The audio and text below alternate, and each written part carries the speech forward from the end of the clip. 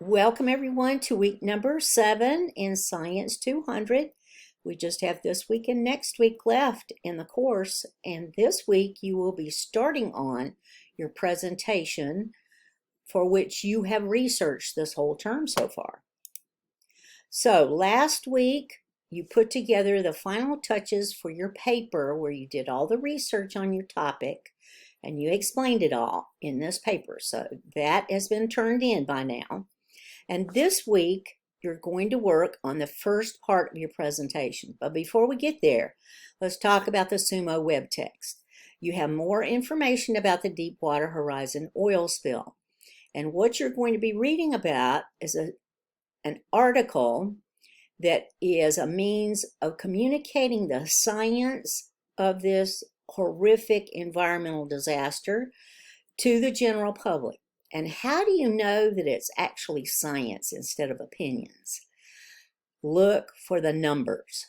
As I've said many times already this term, science is data-driven. So look for the data. Look for the statistics. Why is this so important? Because you can spout your opinion all day long, but if you start throwing numbers in there, those are things that people can verify. And that's the importance of scientific communication. You do communicate these numbers to people to show them what your point of view is and what you have discovered. And that's what this article in your web text is all about this week. It describes to you how much sea life, how much marine life was killed, how much coastline was affected, how badly the economy in this area was affected, what happened to tourism, what happened to the fishing industry, what happened to the animals, the manatees, the dolphins, the seabirds, the fish, the coral reefs. You see all kinds of statistics about these events having to do with the Deepwater Horizon oil spill in 2010. So you're learning this week about scientific communication. And we have talked about this already. But why is it important? It's very important for scientists to be able to communicate even with the general public who knows nothing about their topic at all, in order to show you how science works, in order to express to you what they're finding. We have to be able to put this information in terms where people understand this, whether it's a group of kindergarten children or experts in your field. You have to be able to express yourself and your science to these different audiences. So you see, we've already talked about audiences, sorry. And with an audience, you have to communicate, and that's what you're going to do with your presentation in the next 2 weeks. Peer review is tremendously important. We have already mentioned this, and that's because this keeps everybody honest, for one thing. Yes, there's dishonesty in small pockets of science. There's not much of it because of the peer review process. Somebody is going to check you. Somebody is going to check your information, check your numbers, check your statistics. This is peer review. Now, sometimes they just may have gotten different results from you. That happens. That absolutely happens. And then you both try to figure out what the heck is going on. How is my experiment different from yours? So the peer review process is extremely important. It helps us build a body of information that everybody is confident in. And so that's the importance of peer review. Now, this week, you're going to put together speaker's notes for your presentation. So what the heck are speaker's notes? These are not the slides. This is what you would say to your audience. Now, some people need all of these completely written out. For me, that would never happen in a million trillion years because, of course, I know whatever my subject is very well, and I know what I want to express to you. But some people feel much more comfortable having all of this written out. You're going to write out your speaker's notes for your presentation. This is what you would say to your audience about each part of your presentation. Okay, we're going to get there. So here is the, let me move my face over. There we go.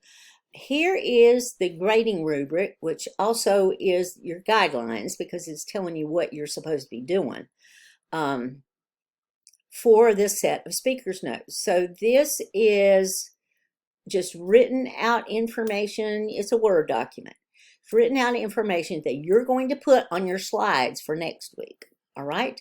Now, if you'll notice on the left-hand side, that left-hand column, your sections are different. They look kind of similar to what you've done already, but they're different. So your scientific background, you got to tell us what your topic is. You got to tell us why it's important.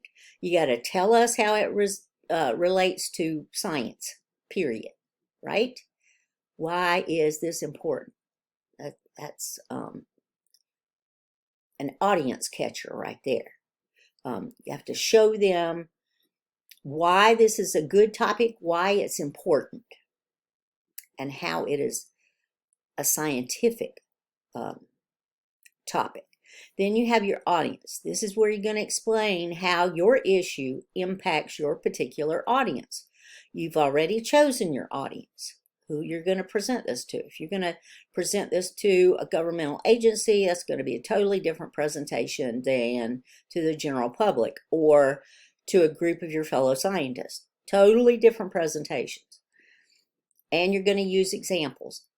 You need to use statistics. You need to use examples to put your point across and to show them that you have evidence for this, which comes to our next section, empirical evidence. This is where you use all the information from those sources, not just one source.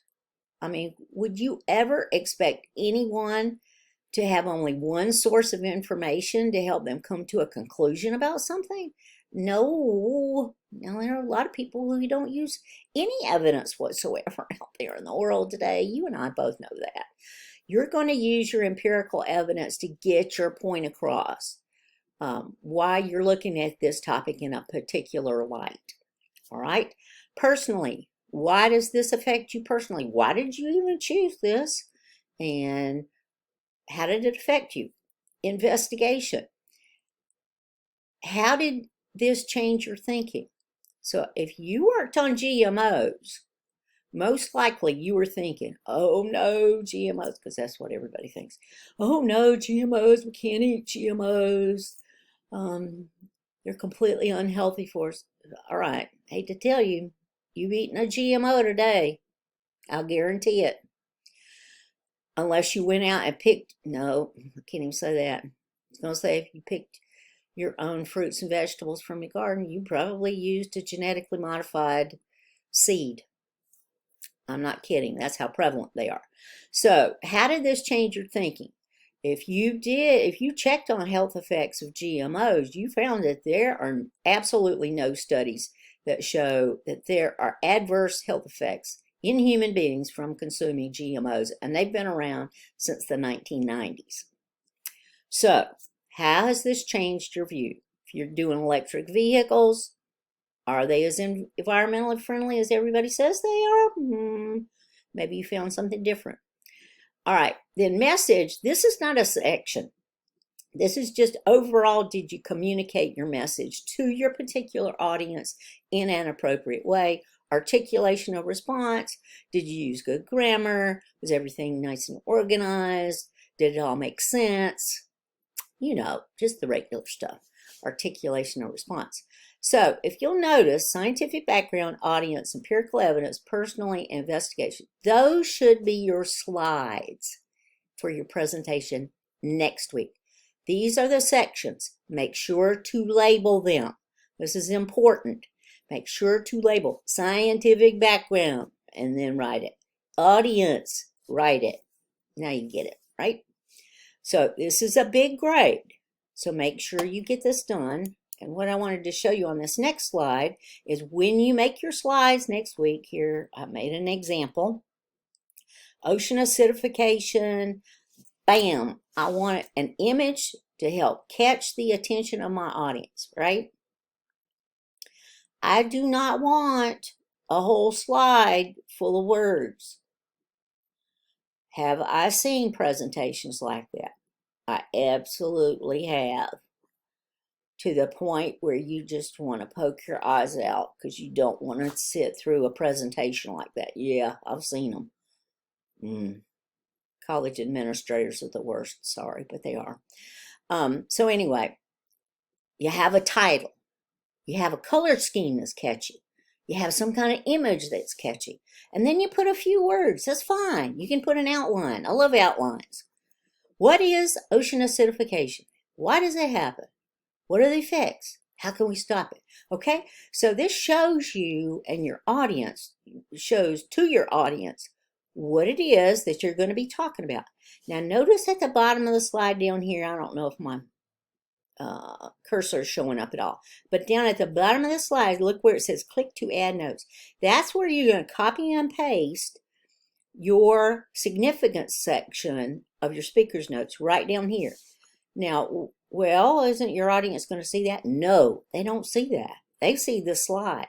Now, when you got the presentation up on your computer, you can see the slide and you can see your speaker's notes. So you can use these to make your presentation. Sometimes you don't see that. You have to draw that little line right there up, and then that section on the bottom will open where you can add notes. This is true for PowerPoint. It's also true for Google Slides, and I'm not sure where else you would be making a presentation. If you have questions and you're going to use a different type of software, just let me know and I'll look at it too and see if I can figure it out, because I always love looking at new things. So just let me know, like if you're going to use Canva or something like that. Just let me know if you're having trouble finding the notes section, and we'll see what we can do and what we can figure out. So this is where your speaker's notes are going to go after you write this paper that you're turning in at the end of week 7. All right. And then one last thing that I want to mention to you is, well, of course, m.sigmon@snhu.edu. Let me know if you're having any issues, right? But I also want to mention that your deadline for this course is Sunday, October 27th before midnight. After that point, you cannot turn anything else in. You can't send it to me and have me put it in. I cannot upload that. All I can do at that point for the next 2 days is grade. So that's your course deadline. If you are thinking that maybe you're going to need to take an incomplete, let me tell you the rule for that. The rule is that you have to have successfully completed 70% of the work in this course before we can even ask for an incomplete. And I have to ask it, I have to fill out the information, and there's a box that I check, and it says, student has completed 70% of the work in this course successfully. And I have to check it yes or leave it blank. And if I leave it blank, they will not approve an incomplete. I'm just saying. So if you are considering taking an incomplete or asking for one, know that particular rule, and we have to ask ahead of time. So if you're having any issues here at the end of the course, then let me know and we will figure this out. I wanted just to give you a heads up on that and to tell you, you know, sometimes some of y'all have been turning in things a week late. Okay, you can't turn in anything late at the end of this course. It's Sunday, October 27th before midnight, or it's not in there.